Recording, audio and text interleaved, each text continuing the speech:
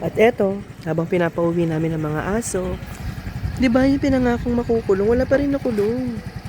Uuwi na si Snoopy. Dinagdagan pa nga nila yung national budget for Bye-bye. 2026, pero parang wala naman nagagawa, di ba? Kawawa naman ng mga Pilipino. Yun nanay, babay na. Siyempre, pauwi na rin kami. Nandito kami sa may Sampaloc. Sana may makulong na guys, no? Dahil sayang naman yung mga tax natin na kinukurap lang. Sayang naman yung paghihirap ng mga manggagawang Pilipino na dapat na silang nakikinabang. Na sana mas madali ang buhay, papuntang trabaho, walang traffic, kung naayos lang yung mga projects. Okay? Gogi, ano ka, go? Sana, di ba? Sana, oh. Thank you. Bababay na kami kasama namin sila. O, nanay. O, yun, nanay, gumilit ka nga.